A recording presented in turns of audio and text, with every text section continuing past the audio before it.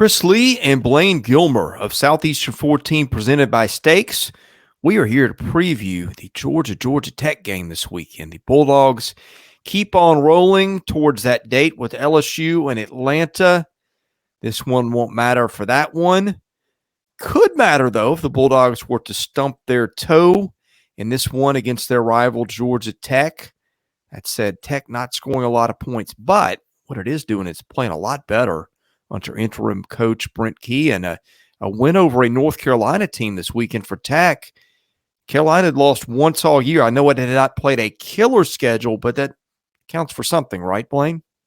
And winning ball games, that's it's a harder thing to do than most people realize week in and week out, Chris, in college football. And if anything, that was shown to us at all levels of the college football, with the top four teams in the country being tested, Tennessee going down. So, it week in, week out, you have to come to play, and winning is no small feat. North Carolina was doing that seemingly every week. And here comes a Georgia Tech team led by Brent Key, who since the transition from Jeff Collins to Brent Key as the interim head coach, Brent Key's 4-3 on the year with Georgia Tech, and some quality wins in that bunch there. So definitely a Georgia Tech team that is improving. You can see right now, and remember, people forget that Georgia Tech's making this transition from triple option under Paul Johnson to being a more modern football team, and that's not just a schematical thing, Chris. They have to change personnel and get different types of linemen and all kinds of stuff in there. So more skill position players. So it's a transition for Georgia Tech, and Georgia is moving right along, trying to go for a back-to-back national championships. And this is the next step on that journey. When Tech is on defense, it gives up 27.4 a game. Georgia's averaging, 38 a game, 38.4. Georgia has lost 8 fumbles, 6 picks. Tech's got 9 picks and has recovered 12 fumbles per rush play. And remember, running plays that are sacks count as pass plays in the way we do it. So Georgia is averaging 5.6 per running play, 8.3 per throw. Tech giving up 5.0, 6.0 there. Tech's defense have been pretty good on a per play basis. It's just got an offense that can't really do much, and that really hurts when you're continually putting your defense or in a bad spot, which I've not watched Tech this year, but you look at stats like that, and that's typically what happens. So Georgia Tech obviously has stepped up in terms of their defensive play, holding down someone like Drake May, who was impressive. Overall, the numbers don't stack up great, as you mentioned, have been put in bad positions by their offense, as you mentioned, bad field position and things like that. And that's something that Georgia is going to try to do as well. Special teams, I know, Georgia, you're all about those FEI numbers, Chris, and we're going to get those at the end over there with special teams. Georgia is not stellar on those, but we've seen at times where they're able to use the field position game to their advantage. I would think that would be something you would look for here. And in short field areas, that really that opens up everything. When you get the ball in plus territory, you can take shots on play action like Georgia's apt to do. And then they've really, really been running the ball well. So I think that's got to be priority number one if you're Georgia Tech, is, try to put enough numbers in the box to thwart the Georgia run game, and then just hope that you can win some one-on-one battles in the play action pass and the deep shot game from Georgia. But that'll be the key to this one, whether Georgia Tech can stay in things in Sanford Stadium early. Before we flip the matchup, a word from our presenting sponsor, Stakes. That's Stakes. You can predict sports better than the crowd for a chance to win NFTs. With Stakes, players can cement their sports predictions against friends, other fans, and influencers forever. Don't let your sports genius go overlooked. Join Stakes and have the best predictions captured in the moment. Go to playwithstakes.com/14 Use our invite code Southeastern14, get a double welcome bonus. Not a betting app. It's a predictions app. Free to join, free to play. You can win stuff. You can help out the folks who help us. Everything to like there. So join Stakes today and have some fun on that app. Okay, when Tech's got the ball, it's not always been pretty. Tech averaging 17.5 points a game. Georgia giving up 11.1. Tech's lost 3 fumbles. Georgia's recovered 4. Tech's thrown 12 picks. Georgia's recovered 6. Tech has been sacked 35 times. Georgia's got 18 times it has sacked the quarterback. All right. Per running play, Tech averaging 4.9 and Georgia giving up 3.7 per pass play. Boy, this is ugly.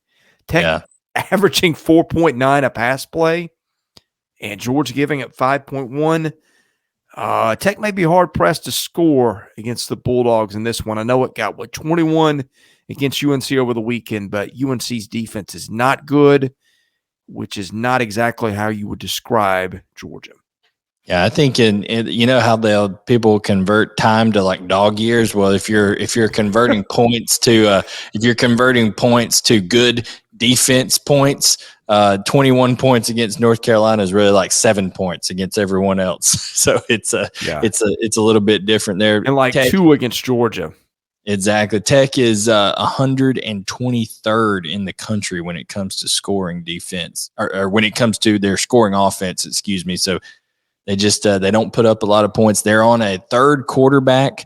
Jeff Sims, he's been nursing a foot injury. There's been all kinds of weirdness there between the media asking, well, is Jeff Sims cleared to play? Is he not able to play? And Brent Key is not, you've been in those situations, Chris, where head coaches just don't, he doesn't want to answer that question. So nobody knows what's going on exactly with Jeff Sims. And then their other backup was hurt. So, in comes the third quarterback of the year, Zach Gibson, who's a transfer from Akron, and he acquitted himself nicely. He had a nice day, by Georgia Tech standards in there against North Carolina. So they're hoping maybe that getting that experience under his belt with Georgia Tech there and a winning experience at that will allow him to do well at Georgia. But it's a totally different ball game when you're coming against a Georgia team who's probably the best defense in the country from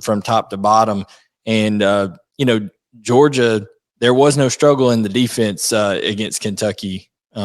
Chris, there was a couple of big plays through the air that were made, but man, Georgia was still stout up front against the Kentucky run game and Chris Rodriguez that have done some good things and given up 6 points total in that game.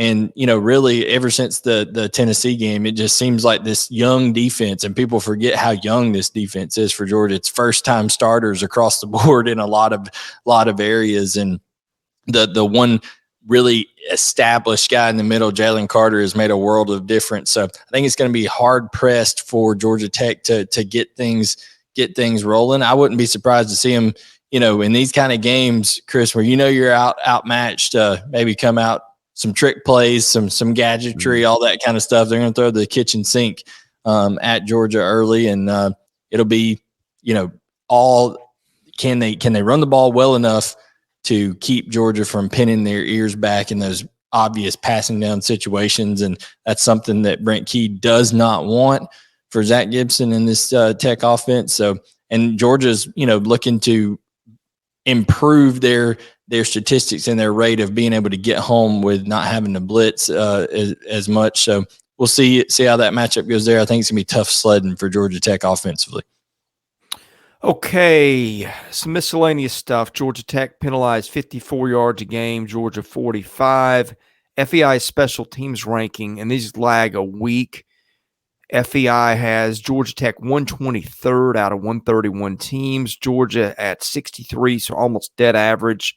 Strength of schedule, an average between Sagarin and ESPN's FEI. Tech at 39, Georgia 35.